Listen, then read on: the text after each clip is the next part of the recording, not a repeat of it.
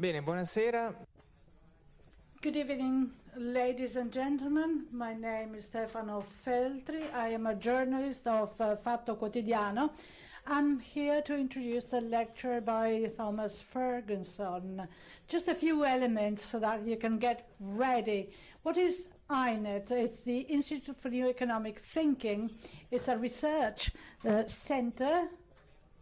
It's an alliance among brains which has been created to respond to the worst bankruptcy in this time. That is the bankruptcy of ideas, the crisis of economic thinking. It was inspired by George Soros. So a group of brilliant brains are there to think out of the box and to offer radical, different, innovative ideas. As a young economist told me, who was there at the beginning of INET, the idea was to reconcile and join politics and economics, as Tommaso Padoa-Schioppa said. And I think that Thomas Ferguson is a perfect person to reconcile economy and political sciences. He has been a lecturer at Boston and great US universities, and he's the director for research of INET, is an expert of the weight of financial funds during elections and how they do distort or influence the outcome of elections. Just to give you a few numbers, you might know that an important judgment was passed in 2010 by the Supreme Court, eliminating the limits to the funding of candidates in the name of the freedom of speech. According to the latest election, these are the numbers according to Washington Post. 1.4 billion collected by Hillary Clinton, 957 million, says the gentleman, by Donald Trump. Just to give an idea of magnitude, for some years in Italy, rather 25 years, we are discussing whether public funds should be given to politics. In 2015, these are the figures. The government funded political parties with 106 million euros. The indirect funding by private parts is 44 million, just to give you an idea of the magnitude. Thomas Ferguson, during his studies that he is going to tell us, as an economist and as a researcher, as a journalist who investigated reconstructing the real amount of money going to whom. That might be simple at the time of the internet. As a matter of fact, transparency, or rather traceability of funds in the US electoral campaign is very complex. And for years, he has been able to trace back and to give a size and a weight to these funds. He carried out very important studies, and he will talk of them in the framework of the theory of the investment in a party competition.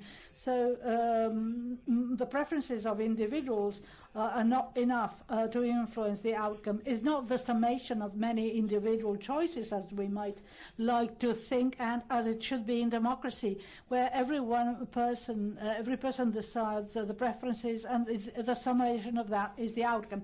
Seems are not as simple as that, because then money arrives and they have a much higher influence than any other variable in the outcome of elections.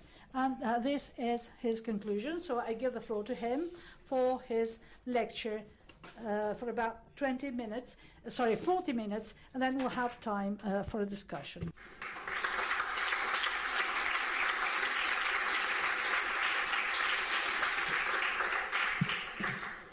Thank you, Stefano.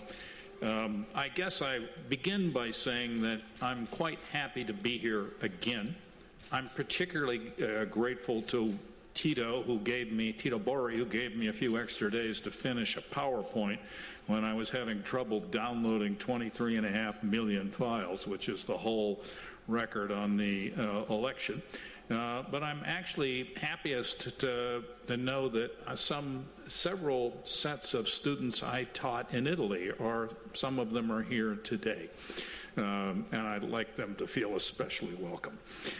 Now, I have the problem is the rest of this conference is on health. I'm talking about the elephant in everybody's room, and it's Donald Trump. And look, as an American male, I sort of always claim the right to indulge myself in infinite self-pity. And my friends know that I can find almost any excuse to do that. And I have been trying in my brain to sort out how you're going to do this one, especially in 45 minutes. Because the first thing to be said about this subject is, politics in general, you see two problems.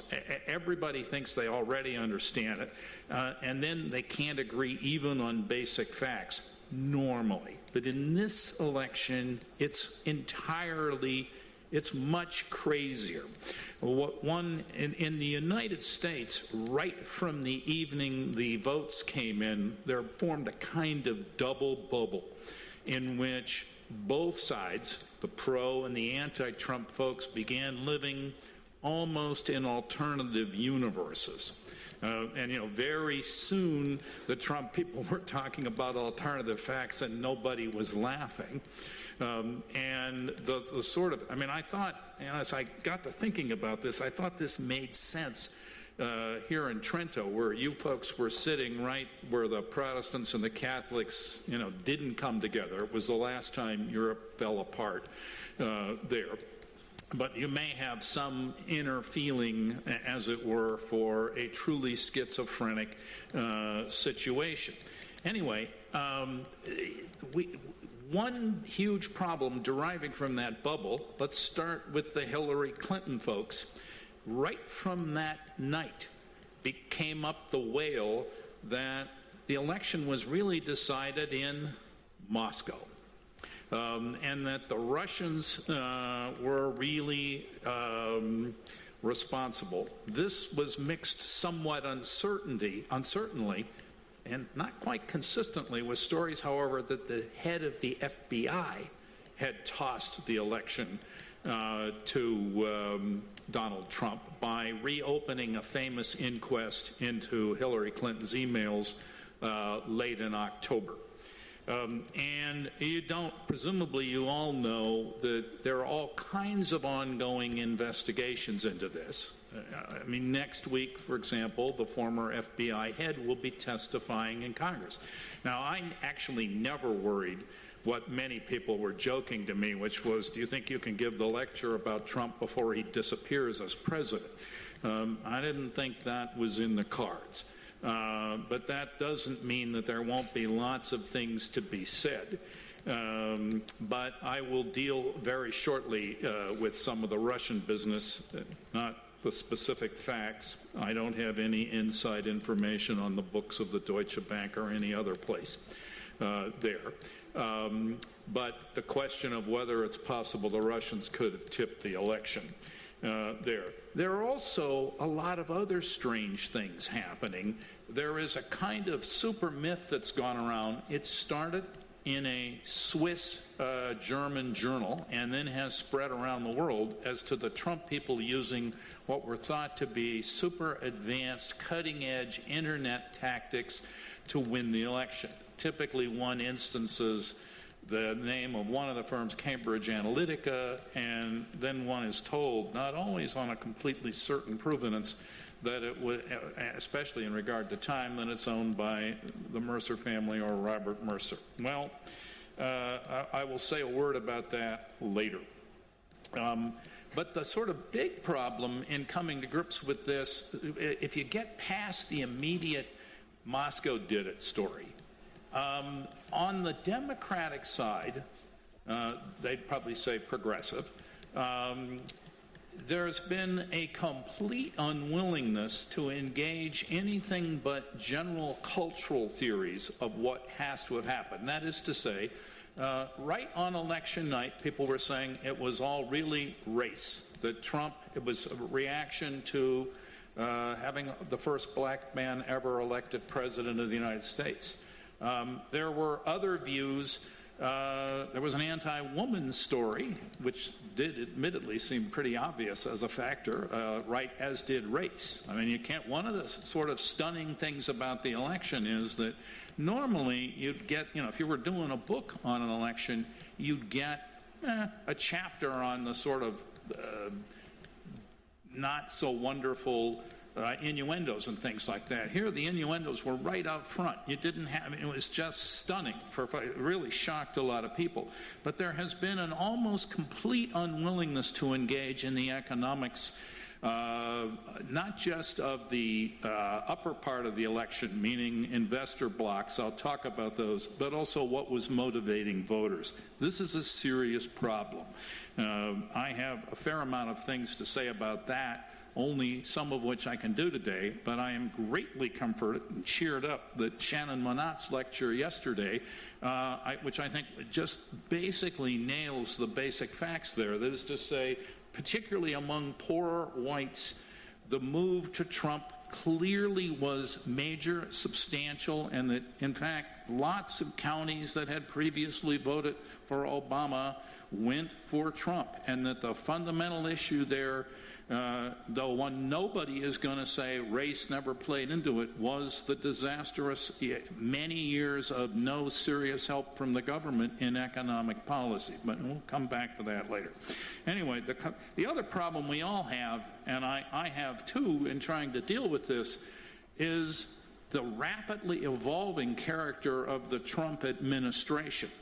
Indeed, one thing I will soon lay out to you is perfectly obvious that Trump was building several different political coalitions there's one for the nomination phase, another that is quite contradictory, and it's easy to point to you as to how it's contradictory. I will do that, right, with some tables.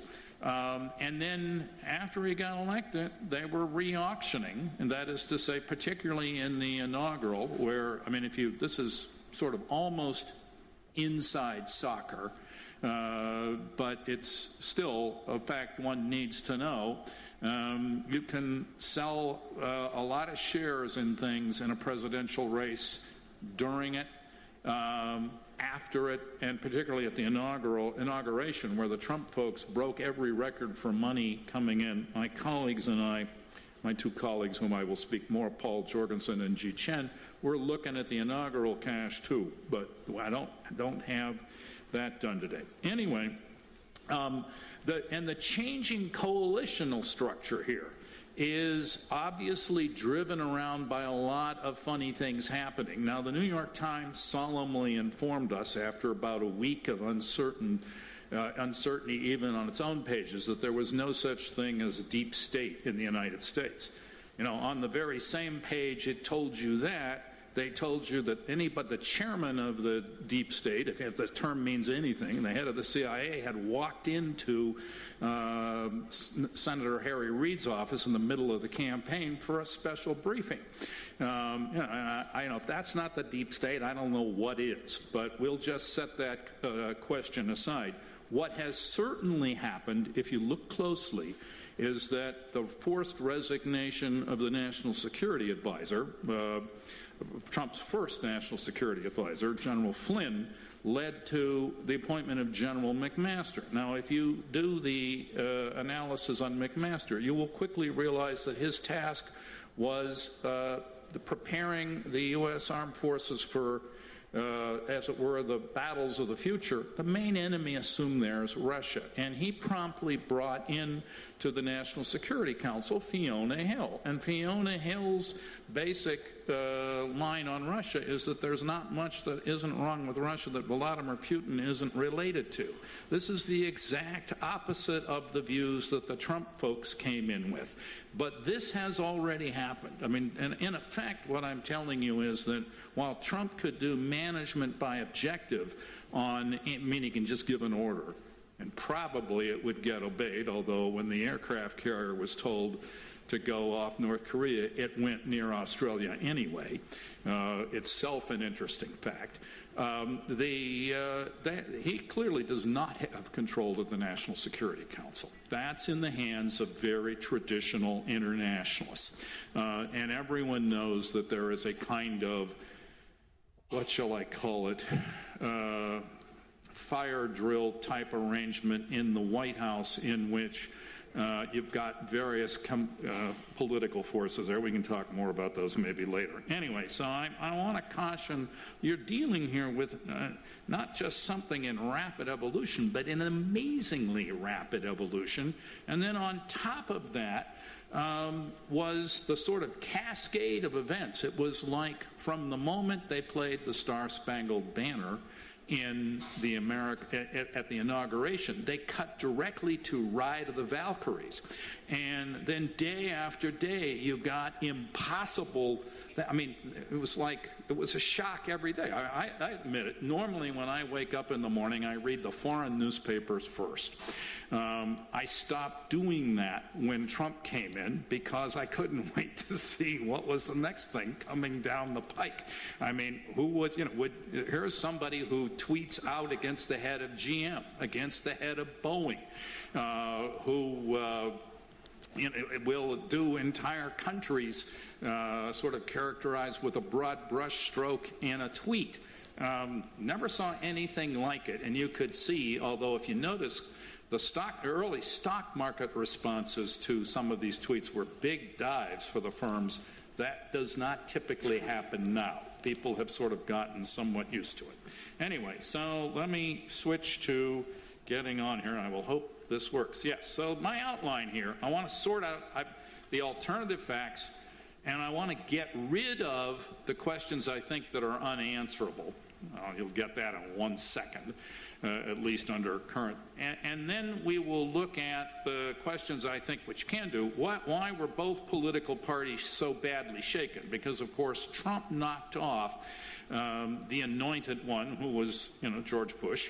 And everybody thought, in fact, the script for this election was being written in the previous year, in 2014, really. People were writing books, sometimes quite good ones, keyed to the idea that the Republicans, led by the Koch brothers, would be running a huge campaign against Hillary Clinton, and it was all set. Instead, what happened is the Kochs ended up on the outside.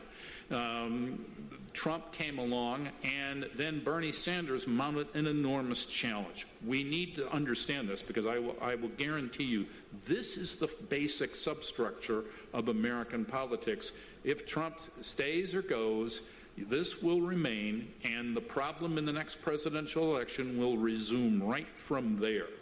Then I want to look briefly at a couple background factors. Obviously, one is globalization, and the other is money's role in American politics. I'm sorry I have to do this fast, but I will do it in pictures, and pictures are worth thousands of words.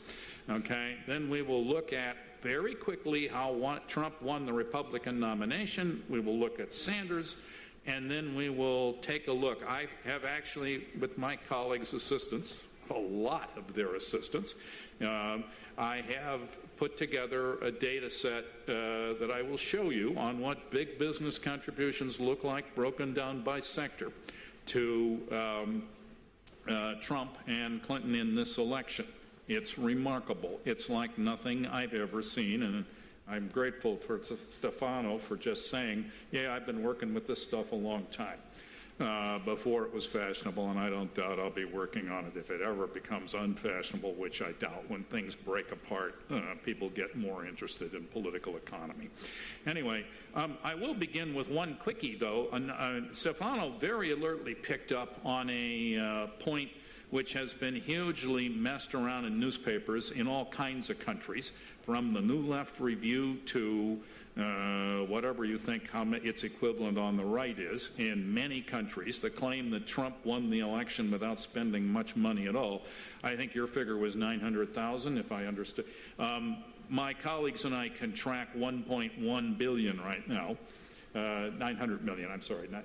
We can track 1.1 billion, and Hillary spent about 1.5. There is a very large amount, an extraordinary amount of so-called dark money, which is money that you can see because they record that they spend it, but you can't see where it's coming from because they don't have to say where they got it. Only certain forms of organizations can do that, but the Trump people spent a lot of that. So did the Hillary Clinton folks, by the way. But anyway, all right, so let me begin with the Comey question. Now, Comey was the head of the FBI, and there is a view widely propagated that Comey did it.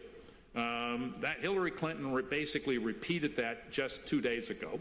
And it's been repeatedly claimed. The New York Times keeps running a graph by Sam Wang from Princeton, who got everything wrong in the general election. And he keeps showing you a graph until recently, where he just, what he did was actually, to me, remarkable. He announced he was changing the basis of the graph and then kept basically the same graph. The problem is this, it is there, under that narrative, Hillary Clinton's polls turn down at the day that Comey makes his announcement that he's reopening the investigation. Now, I have to say, and I warn you plainly, nothing on this thing that I've drawn is innocent in the sense that everybody is going to make assumptions about averaging procedures, that if you take a different averaging procedure, you'll get a different turning point. Now, what Wang did in his latest opus the other day was to average some averages, I'm not making this up, and then add some constants. He had a reasonable basis for this. This gentleman is not stupid, but I think it's quite mistaken. I think when you sort of step back and look, you see something like what I've drawn here, which was adopted from Marcy Wheeler's Empty Wheel, on which I have then done some other things. Basically, it's pretty clear the polls started to turn down before Comey's talk. In fact, they turned down roughly about the time that a very famous announcement was made that the Obamacare premiums, the insurance premiums, were going to rise a lot. That has led a lot of people to say it was that there.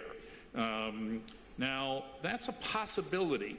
It is also true that if you take when you realize that many of the polls which people were working from were actually taken a day or two ahead of the time they were let go, the downturn probably precedes that too. One that interests me a lot is this. Let me explain this. There is a view in economics. I'm not trying to tell you this has to be right, but it is, I think, a sensible view if you are simply trying to crystallize what people think. If you want an indicator, sort of, which is they will now sell you a futures contract on just about anything.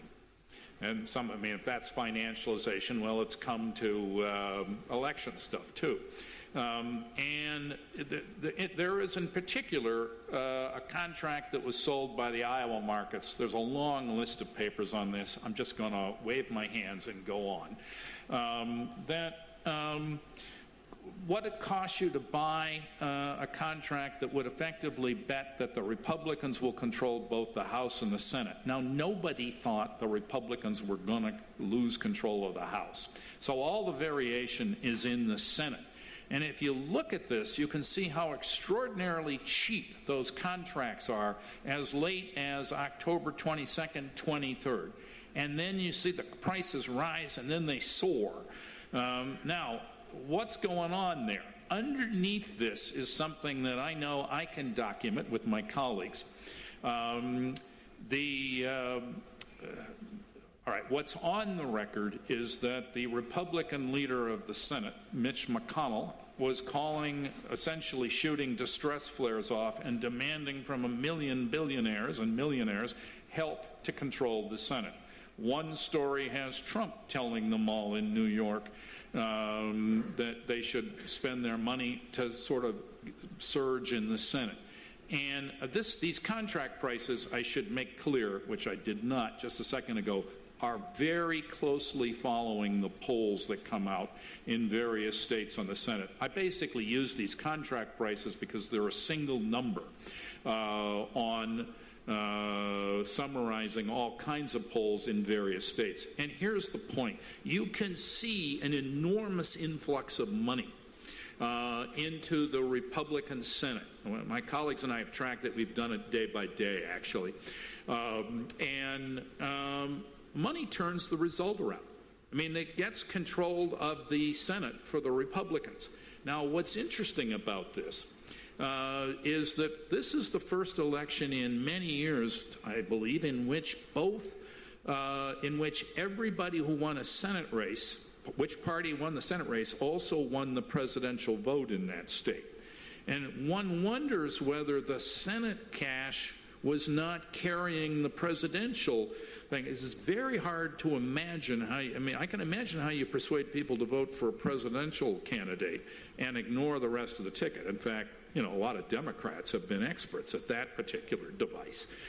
It's much harder to imagine how you get a senator, tell them just do the Senate. I don't think so. But I'm not claiming this has to be true. I am saying this is as reasonable a pitch as any other, and it is remarkable to me that you find no discussion of this in all of the Comey effect stuff, nor do you see any discussion, since we're talking about tiny changes in the end in states, of vote suppression. There is no question that in some of those states that were crucial and went for Trump, that Republican governors and legislatures had made it much harder for Democrats to vote. That's obviously true in Wisconsin. I think it's true in Michigan and also in Pennsylvania, where there was some court action because somebody caught one of the Republican leaders actually talking about how great it was that people couldn't vote, which is sort of a no-no. There are a few other things going on in the final days. The most striking one is the fabled interview, which I concluded I could not run here. It's the last one. It's a very famous interview against, an ad against globalization, and it gives a spectacular voiceover saying, these people on the Hillary Clinton side don't care about you, these globalizing folks.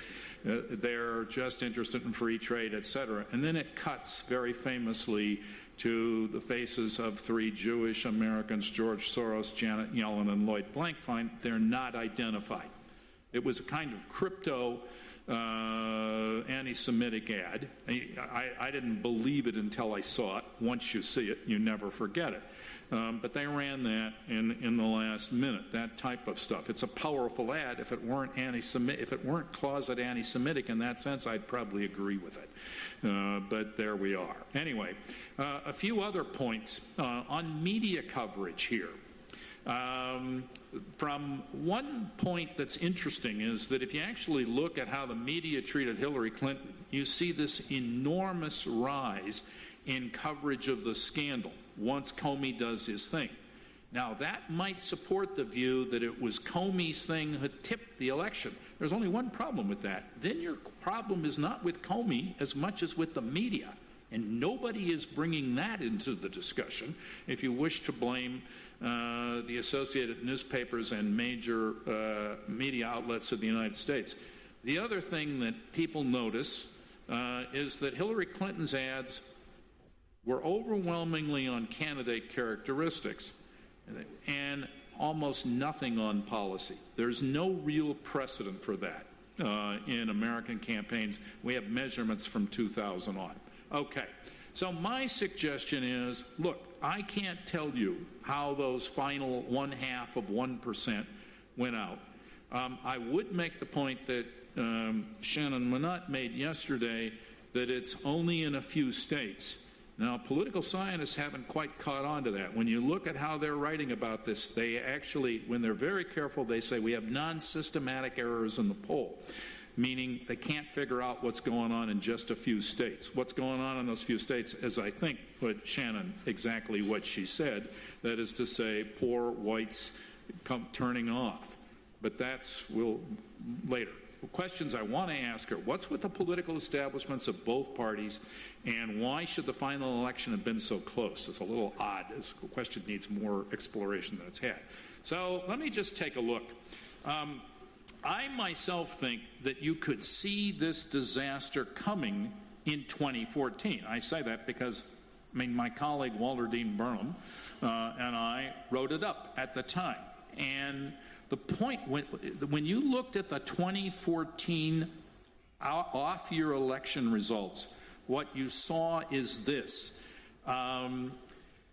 If you measure voting turnout drop-off from presidential election to the next off year, I mean, it's no secret that it drops.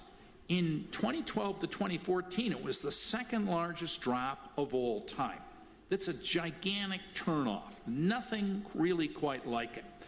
And the turnout levels were decaying to rates that were staggering. They just blew us away.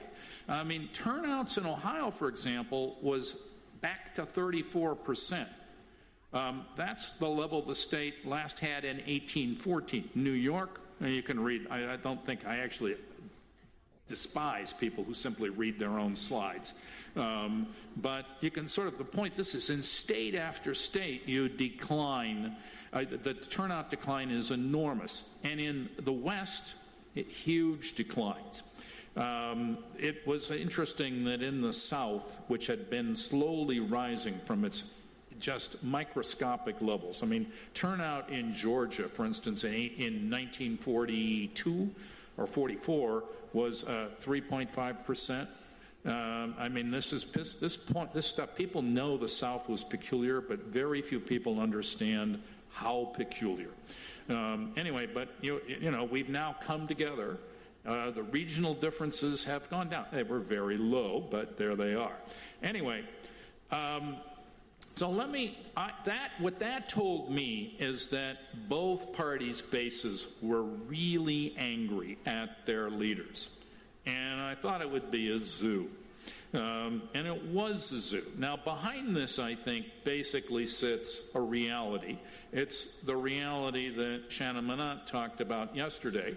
Now, I will use the language from two friends of mine, Peter Temin and Service Storm. These are both INET discussion papers. You can just find them, sometimes with a little difficulty, but you'll find them. Go to the magnifying glass and type in the author's last name.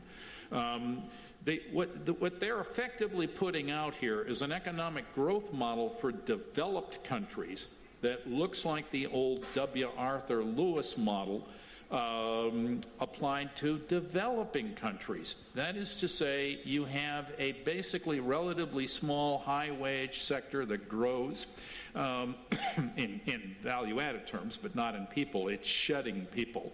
And then an enormous low-wage economy that grows everywhere. Now, I think this characterizes every place in the West, even Germany, though the Germans sometimes act more superior than they should. The growth of the low-wage sector in Germany is, I think, quite clear. And it is clear that this unsettles populations a lot. Translated into English, what I'm telling you is this, is that, in fact, by 2014, large numbers of Americans were figuring out that no matter how often they were told things were really great, that they were almost back to where they'd been in 2007 and 8, they weren't getting any better. Indeed, when you actually look at, if you're going to use a one-cut predictor of what people were thinking in the polls, it turns out if you basically agreed with the line you read over and over in the New York Times, that things were really pretty good, you were very likely to vote for Hillary Clinton. But if you disagreed, you were overwhelmingly likely to vote for Donald Trump. Anyway, now I didn't actually lift this from Shannon. This is actually from an earlier discussion I did last year. The mortality, she correctly focused yesterday on the huge change in poor white mortality. There are folks who try to make it, relativize it. I don't think you can do that. I'm going to just bypass that. I'm not claiming that this is new or that I did the research. It's not. I am saying that if you're trying to sort of settle arguments about are people really happy and do they see themselves as sort of in some sense in good shape, this evidence should stick in your throat. And I think that this is the bottom line. This is clearly one of the electorates that Trump appealed to inside the Republican Party. It is also very clear that it is also part of an electorate that Bernie Sanders reached. But let me make a little detour here. I want to say something about money in politics. The question here is, okay, what I'm telling you is, by 2014, it was obvious that a huge chunk of the population, probably a majority, despised their party leaders. So what? Now the question is, and my approach to this is very simple. You can boil it down to 4 points here. Peter Temin in his book has chapter 6 is basically devoted to a straightforward exposition of it. Is political actions a lot more costly than people usually tell you in democratic theory? If you don't have popular organizations, power passes by default to investor blocks. Political parties are basically, therefore, bank accounts, first and foremost. And there's a lot of ways you get money into politics, but formal campaign funds are sometimes hard to measure. In the U.S., you actually get a lot of information, though by no means all of it. But here's I can do this in pictures. People did not believe we could do this until we did it. This was a spatial regression of the House elections. It's the Democratic percent of money right down there and the percentage of their vote. It's a straight line. And the reaction of folks was, this is a fluke. All right, I'm going to ask you to believe what I have with my colleagues shown elsewhere. It's not a fluke. Every single election since 1980 for which we have data, there's one kind of funny exception in the Senate. In both the House and the Senate, always looks like that. The linear model actually is a very powerful predictor. Now, the only comeback for folks that think this is not money-driven is to say it's reverse causality, that really all this money is chasing the votes. Okay, now there's several ways you can deal with this. I will ask you to believe the following. In various papers, my colleagues and I did a latent instrumental spatial model, which means we don't even need to know what the instrument is, and we can rule that out. Now, actually in a week, my colleague Chen will be delivering a paper we wrote in the statistical thing, which has to do with, we're going to actually try to separate out how much money is coming in because people expect it's going to win. And we can estimate that it's not more than a third, which means that 2/3 of all the cash floating around is not coming in because they expect to win. If you think about this for 5 seconds, you can sort of figure out the logic. You know, if they're going down in the polls, they're not pouring money in there because they think they're trying to get on a bandwagon. It's that they've got to turn the election around, and we are exploiting that fact. Anyway, now just a bare point I want to make. This will be a nice baseline for what you're about to see. This is the 2012 results. This comes out of a paper in the International Journal of Political Economy, where we just do all the cash. Now, I should say for 30 seconds, doing all the cash is much harder than it looks, because the standard stuff you read, even by people who claim to know what they're talking about, is just very poor. The problem is the bad quality of the data. You're not required to list your name in a formally correct way. And so when you get into this data, you will see, for example, I'm going to make it up, Thomas Ferguson, T. Ferguson, A.T. Ferguson, P.Q.T. Ferguson. We'll assume the same person, and maybe they'll have multiple addresses.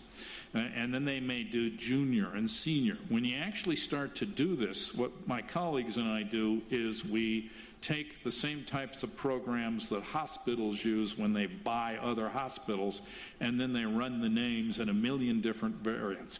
The consequence of this is that we always report much higher concentrations of money than everybody else. but we're right, and everybody else is wrong. This is not a tough call.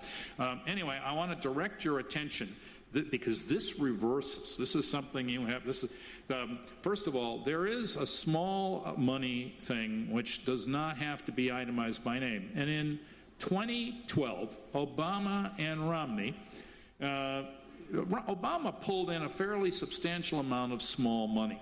Now, Democratic parties typically do that. They were thought to have a traditional party voter base. I mean, like ordinary people were thought to be Democrats. I can tell you, because I've run the numbers with my colleagues now, that's not true last year. In fact, Trump pulled in twice as many small contributions as Hillary Clinton did. Twice as many. Then if you go down and just look, what you want to do is just look at the bottom there, the really big money. You can see the dependence on really large sums of money here of both major parties.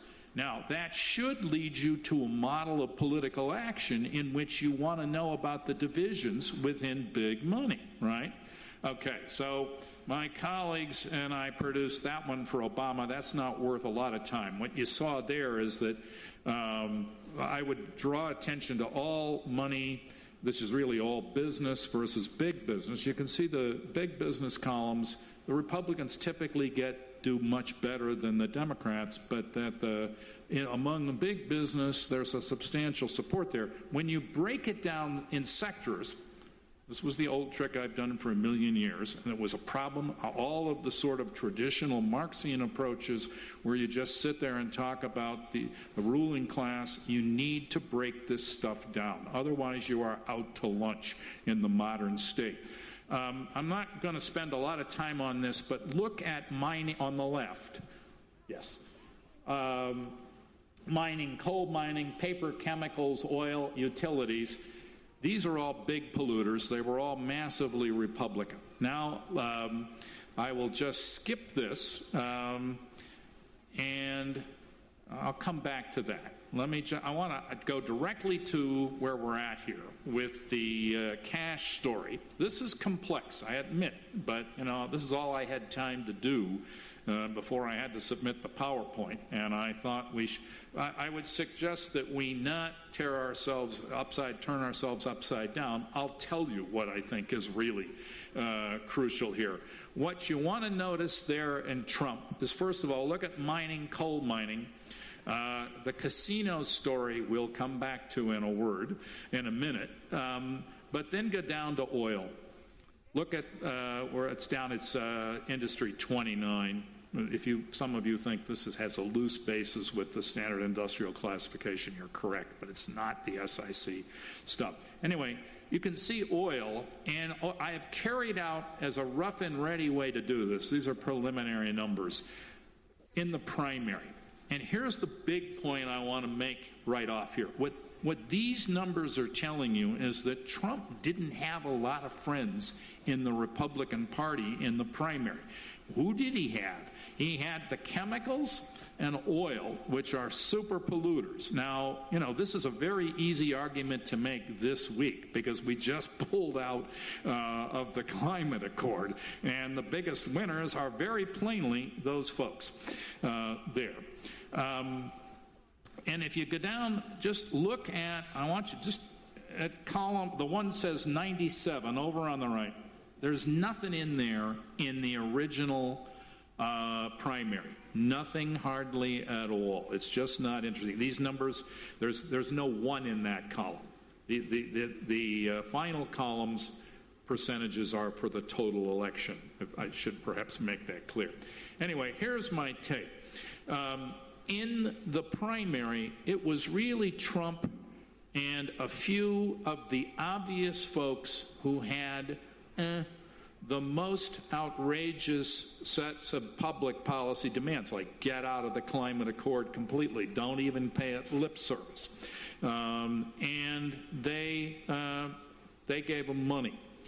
Once he gets the nomination, which in our thing, we did this from May 4th, roughly, there, then more money starts to come in. Now, in this type of presentation, I would direct you to Look at where 38 for machinery. These are mostly people seeking tariffs. Look at automobiles, who were nowhere in the primary, but who then come in overwhelmingly for Trump. We now know there was a meeting between Trump and the head of the Ford Motor Company.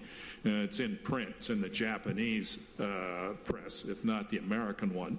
And there's a string of people here, including steel, in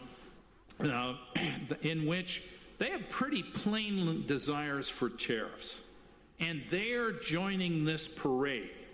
Now, coming in late in are folks who are not into that, and the one I want to direct your attention to is, again, the private equity folks, 97. Now, that total is suspiciously low, but what's interesting about it is that it's all in the post-primary phase. Now, that is the moment when the dark money comes pouring into Trump's campaign. I can't directly connect those dots, although I have a couple schemes to try to do that. But the point is, the private equity folks are extremely interesting. Why? First of all, they're nearly all free traders. Secondly, these are the folks who are always talking about disruption and making a virtue. When you actually look at who these folks are, they often have ties to the old Drexel-Burnham-Lambert complex. Another way, if you don't like them, you'd say this is Pirates of the Caribbean, number 3, 4, or 5. You know, Johnny Depp isn't in it, but some of these other people are. And indeed, that's the point I will, at the very end, come back to. Now, let me go back. You've seen this from Shannon's talk yesterday. I have nothing to add to it. My only plea is I did do it last year when it was in the Post. I read the Washington Post, right? I took it from the Post, not from my colleague, which was, at the time, fiercely resisted by a lot of people, including just about every major political scientist in the country discounted this. It just shows you that, basically what Trump did was this. He busted a cartel of Republicans that were hardly differentiated at all. And he walks in there and he mocks George Bush. He says the Iraq War is stupid. Then he talks, and he says it like that. And then he says, you know, globalization is stupid too, and I'm going to do something for you. Well, it was like opening a tomb that had been shut for a generation. And now the air that's coming in is really rancid, but it's fresh air in that sense. And it's not surprising that huge numbers of people in these primaries went spontaneously for him. Now, it's basically the same with Sanders. I did not try to direct your attention to the intricacies of that 2008 table. But that 2012 table, that 2012 table I know by heart. And the striking thing is this. You could see very clearly a divorce grow up between Obama and most of the New York financial community, though not the very largest banks, after he embraced the Dodd-Frank reform bill in the weak version that actually passed. And more precisely, the Volcker rule, which actually preceded that after the Democrats lost the election for the Massachusetts senator, shockingly. And the White House panicked and brought out Volcker and said, let's do the Volcker rule. We can talk, if people are interested, we can talk about that. Here's the point. Hillary Clinton was self-consciously trying to end that. And she wanted to heal the breach between Wall Street and the Democrats. And, let me go back to, if you go down to 96, investment banking and hedge funds, you could see how overwhelming she was on that.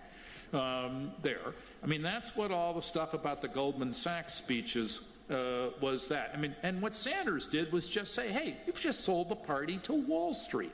Why can't we have a Democratic Party that's not sold to Wall Street? And Hillary's answer was, I'm the first woman candidate. Yesterday, she said, 2 days ago, she said, well, you know, she was asked why she took all the money from Goldman Sachs. It was a lot of money. And she said, you knew, the interviewer actually said, you know, you knew you were running. And she said, well, God, men take money from Goldman. Well, you know, Bernie Sanders didn't. That was the story. There's nothing else, I think, much to be said. My conclusion is, therefore, that, you know, you were running a Democratic candidate who was unpopular, who was campaigning mostly in the Hamptons, which is an exclusive area in New York, who was not even bothering to send much stuff into Michigan and some of the other battleground states till the very last week, and then she got blown out. Now, an interesting thing, it's a point that everybody seems to have lost track of. Ray Fair has done a pretty good economic model for many years. His prediction, in contrast to most people, was that the Republicans would win. The odd thing is, though, that his error was quite a ways off. It's the second or third largest I think he ever made. 1992 often looks like, but he got the outcome right, which most folks didn't. Now, what this says to me is not quite what most people think. It's buttressed by a direct look at the polls. Lots of folks sort of want to treat the Trump electorate as, how best to put this, Aryan supremacists or something, in a heavily mobilized, highly convinced. And look, there's a big block of those people. I am not trying to tell you they're not. But when you look at the Trump voters, what you find is large numbers of people had doubts about Trump. They often had doubts about both candidates. And you can sort of see this wonderful thing that, where I quote Stanley Feldman, you know, 17% of the Trump voters said they would be concerned about a President Trump. Then they voted for him, which, you know, what I'm trying to say here is there's a very substantial amount of ambiguity throwing out there, even among people. This was the choice, if you like, the evil of two lessers. That is, folks who did not like either candidate. And my own reading of this is just enough at the end. Went for, they decided to just, you know, take a chance. And they, just enough of them in those states where particularly where the huge pockets of despair, they went for Hillary Clinton. When you look at areas like Tennessee, where in some counties Trump got 75% of the vote, and you know, that's not Vladimir Putin. It just can't be. And it can't be Richard Comey either. This doesn't, you know, in the end, when you're talking about 0.5%, you better deal with the sort of the main effects here. And the lesson I extract from this, because I certainly think that the Trump voters are about to get nothing. In fact, worse than nothing. They're about to lose stuff they had. Well, this is basically 2 big presidential years where you've done bait and switch twice. Obama did it. It wasn't nearly as terrible as what you're going to get from Trump. You know, he promised real change, gave you a half-size fiscal stimulus and the bank bailout. That made him less than wildly popular, and they had a landslide against him in 2010. Now we've got the Trump case.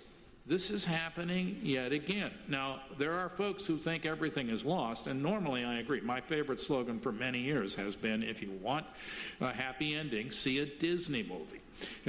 But actually, the less I've done the screen, I was as interested as everybody else to see, were there some billionaires backing Bernie Sanders? My colleagues, Paul Jorgensen and Ji Chen and I have run that screen. No, there weren't. There's tiny amounts. When we get around to publishing the full table, you'll see there's some tiny amounts, obviously from lower level people and some of these folks. I think Sanders has shown you that, at least in the U.S. now, you can build political coalitions without really big money. You can't run the Democratic Party between elections that way. So these guys, all the billionaires and their friends and the press, just stand there and just go on and on about all kinds of stuff, mostly irrelevant. But when you actually put up candidates, it's going to change. You will see this slide back into a different world. And so I'm just going to shut up. I mean, and thank you very much for your attention. We can do questions.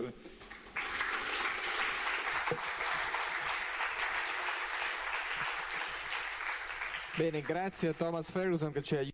Thank you very much. Thank you very much, Thomas Ferguson, for helping us to understand what happened and what's going on. What are the priorities of Trump's administration? I feel a bit of discomfort, but anyway, we have time for just a couple of questions. Anyone breaking the ice? Otherwise, I will ask a question. Tanto che il pubblico ci pensa, allora faccio... Well, my question is this.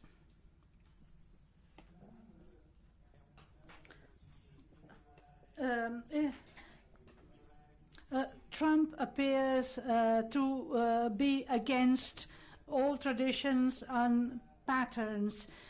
He has an agenda.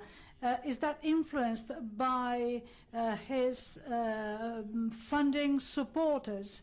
He might have, in a way, emancipated from these patterns, but he did not. Questions? The question is... Yeah, thank you. Yeah.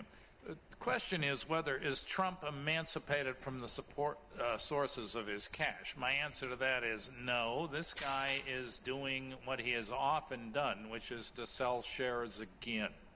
I mean that quite literally. I think I did not pursue the question. I didn't pursue the question of the incongruity between protectionism and free trade. We actually have a whole discussion of this tomorrow on the agenda, and I'm one of the panelists, and we can do that in more detail. But the essential point is this. My reading of where we are headed here is the folks with the most cash, and that's the private equity and an increasing amount of the financial sector, the banking community in particular, as they found out how great deregulation and really less, it's not that you're going to abolish Dodd-Frank, it's that you're just not going to enforce all kinds of things and eventually reduce the fiduciary rule for folks investing your money, which the financial community hates because they've got to actually do something for you and not themselves. Anyway, my take is that the free trade folks are basically in control of the show, just as their close allies for many years, the internationalists in foreign affairs and the military, are in control basically of the National Security Council. What that is does not mean, however, that you won't see some big changes. What we're going to rerun is the Reagan administration in 1980, which did the same trick. They had columns of folks marching in completely opposite directions, if you like, on that. And the way that was resolved was to stick with free trade, but if you were a really big sector and you paid enough, you got some kind of special accommodation, a sectoral accommodation. It does not require a genius to know under the U.S. laws the so-called Super 301 provisions are likely to be there, because the president can do that, doesn't need to get into a big congressional deal, and it's fairly easy to do.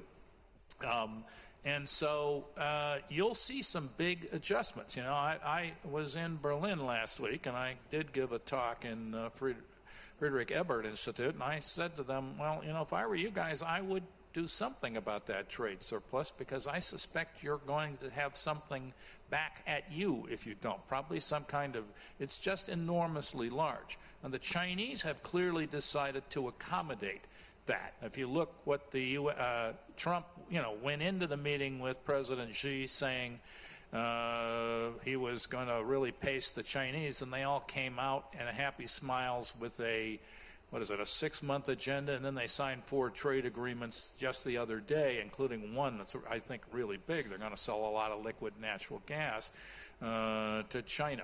That's going to do something to reduce, because the Chinese trade imbalance with the U.S. is enormous. It's the same like in Germany. So we're going to just rerun past Republican coalitions, but I'm not looking for a total reversal. On the other hand, that's, from the standards of free traders, these people remind me of babies who just can't stand any criticism at all. That is to say, it's the world. If you listen to them, if you do anything at all that they don't like, the world is falling apart. And the world could fall apart if you do a really big gesture. On the other hand, I don't think it will. What you see is sort of I don't expect to see big new trade agreements.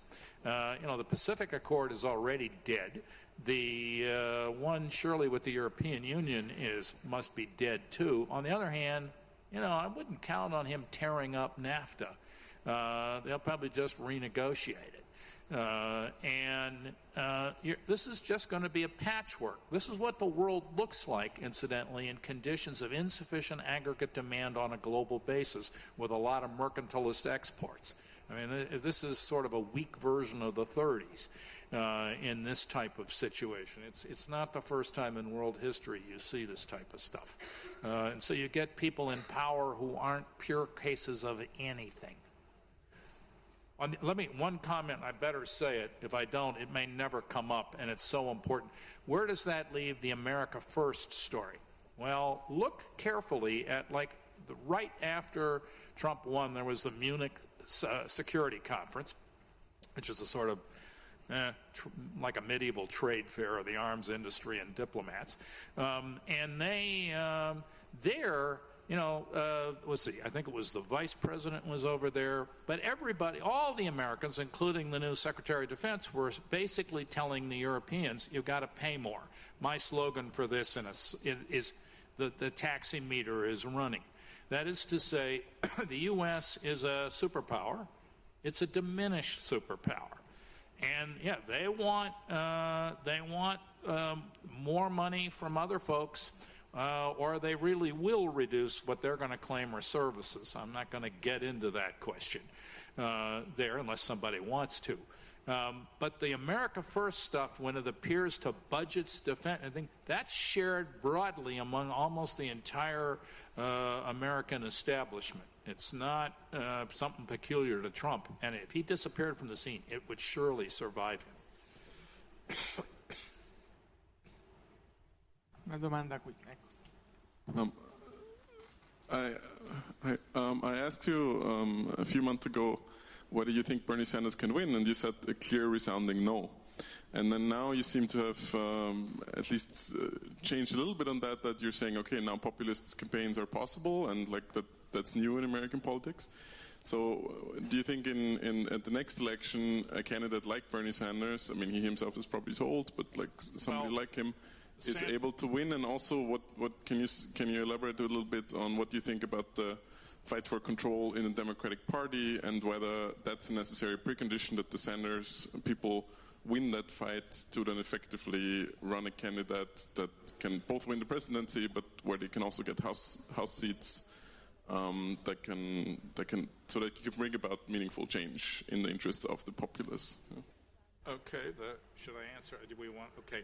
The short answer on this is I thought Sanders started too late, and in some respects foolishly. I don't mind saying I urged their people to win. They declared in the week Baltimore was burning. I thought they should have gone down there and declared from there. I couldn't persuade anybody. He started too late.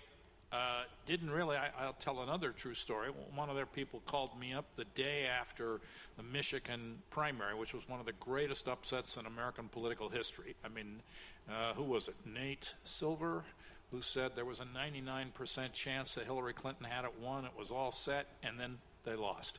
And the next morning, somebody called me from that campaign and said, do you know anybody who's good on trade and jobs? And I said, let me see do I have this right? You have 6, 7, or 8 primaries in the next 6 weeks. in the Midwest. It's like, now you can say, what that could prove is the strength of the campaign at the grassroots, which is exactly what I think it shows. But on the other hand, if you ran an intelligent campaign where you thought more than one move ahead, or like, why not? I mean, I'm sort of tired of these people constantly behaving like this. I got a call from some of their folks in early December in 2015. That's a month before the Iowa primary. And caucus, that's not a primary. And they said to me, well, Bernie was with the Des Moines Register yesterday, and they asked him how much his program would cost. And he said he didn't know. And he said, could you help us cost his program? It's like, come on, guys, have a program. Have some idea of what you think about trade and jobs beyond just we want free trade agreements renegotiated. That is a no-brainer. And it's like, you can't make mistakes like that and expect to win. And, I think the next time around, I'm sorry to say, although I think Sanders did everybody an enormous service, if you'd asked me a year before, could I believe that somebody running as a Democratic Socialist could get millions of votes and win states and win caucuses in the West, I would have said, you're crazy. But it happened. And he sort of showed everybody the way. But I think somebody else can pick up that torch, maybe more than one person. But it would start, if you just do a little preparation of what I'd say serious preparation, you'd do much better. And I do think he showed that the money is there. I am satisfied that, his totals are perfectly reasonable. I don't think it was just starting late and losing, and the superdelegate structure of the Democratic Party. Superdelegates can be read as an extraordinary case of the investment theory of political. They're all already in office and planning to go for their paymasters, and they get the seats in the convention anyway. He started late, did not plan very well, and you could do better. You could. Qualcun altro? Any other questions? The control. All right, the question he's asking is this. The current leadership of the Democratic Party is very plainly, completely in bed with big money. That's in the House, it's in the Senate. Chuck Schumer is Wall Street. He is not anything else. That's a little unfair because he's also the insurance companies and a whole string of other folks. And he's not alone in that. Nancy Pelosi should, in my opinion, just accept single payer, and she's resisting it. It's plainly cash considerations. It's not policy advantages.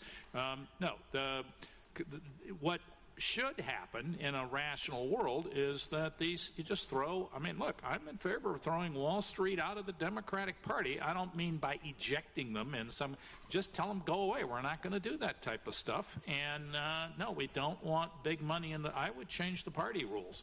But it would be nice to have that happen. But there is this disjunction between the party apparatus, which has to be in business for 365 days a year, and those folks operate on cash. They burn through it. You'll see the other side of the party appear when somebody actually starts to run, and this might actually happen. It's not a given, I think. A lot of this stuff is just irrelevant crap. Admittedly, it might have some influences on voters, but it's not like you can guarantee. You can't guarantee a Wall Street victory now in 2020, no matter how tight you think your existing grip on the party apparatus is. I think it becomes vulnerable as soon as you run real candidates. In California, that obviously sent the official Democratic establishment packing just in the last couple weeks. The nurses union, I think, ran that campaign as far as I can tell. And there is actually a bill to do single payer inside California, single payer being the insurance scheme, sort of like many, though not all, European countries have, where you don't have 40 competing insurance companies with no standards offering you whatever it is they want to offer you. And that would be an enormous change. Abbiamo tempo ancora per un paio di domande, se ne avete.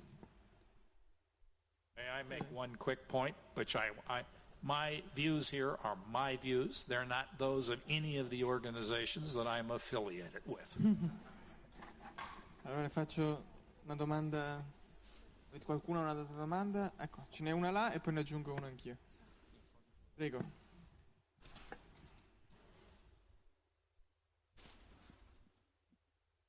Yeah, I have a question, because you show us as turnout in the election in the US is one of the lowest, all Western countries, especially when it comes to Congress.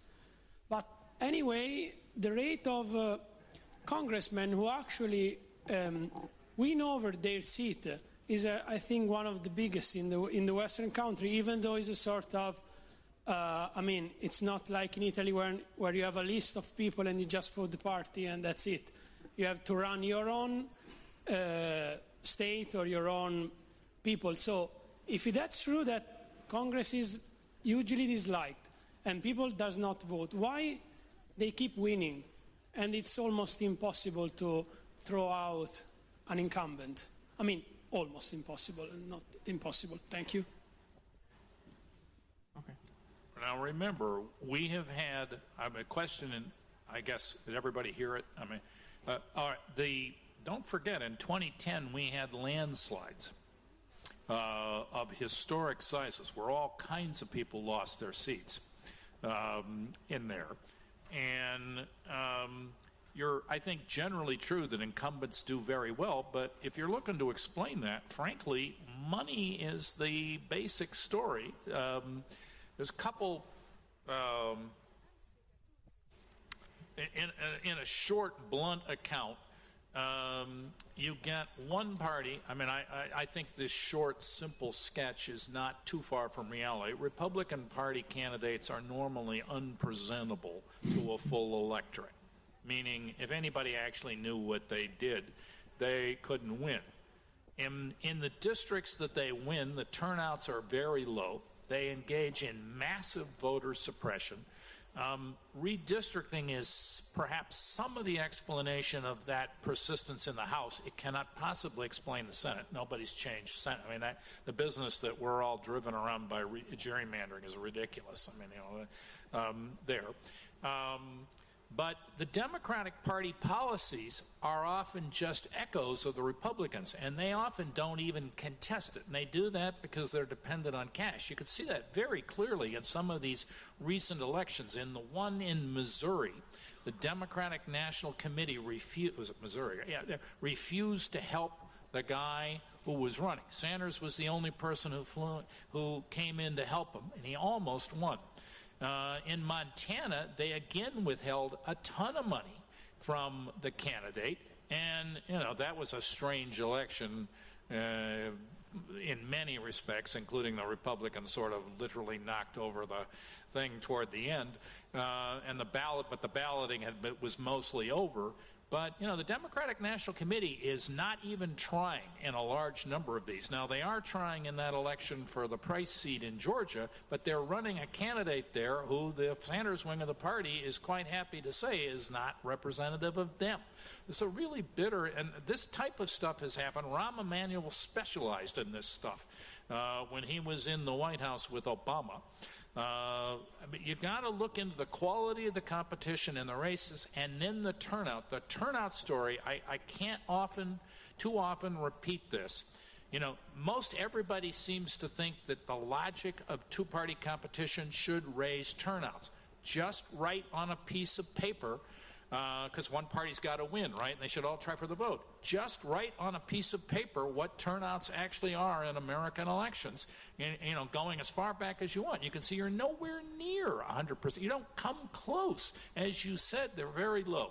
That can't be the type of competition that's going on in those elections. That's my basic answer.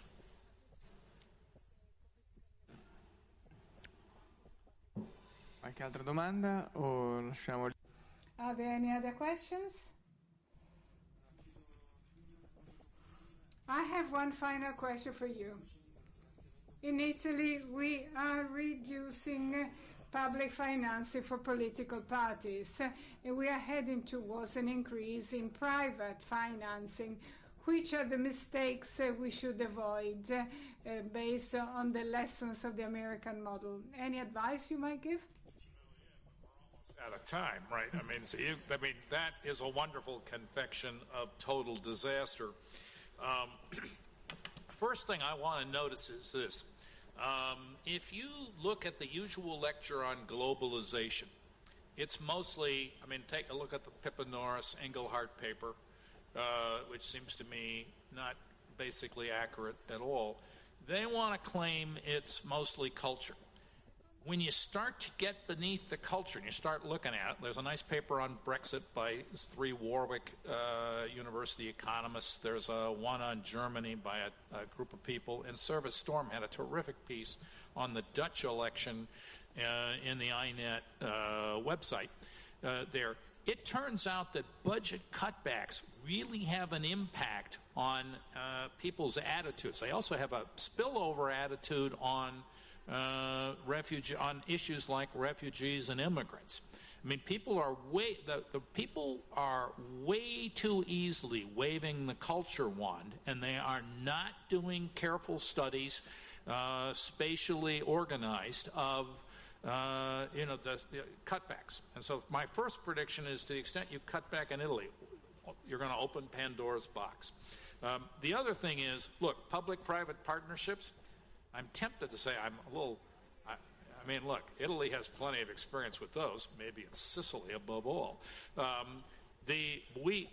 Generally, when you hear the phrase public-private partnership, put your hand on your wallet, because what's going to happen is you're going to end up with some tiny little public good if you're lucky, and they're going to end up with an enormous chunk of the profits. And you're going to also lose, particularly when you start selling assets, which happened on a colossal basis in Europe. If you look, to me, the most interesting section of Piketty's book is where he's covering the privatizations. Look, it was a great move. I'm speaking for myself, not anybody that I'm affiliated with. When the Italian water referendum stopped the selling of water to the private companies, that was a fantastic move. To the extent you're work too much, but you're going to do to the extent you're going to do public-private partnerships, watch out, you'll be sorry. Bene, grazie a Thomas Ferguson, grazie a voi. Il festival continua e è un altro. Thank you very much. And if I'm not mistaken, we have scheduled another lecture by him tomorrow.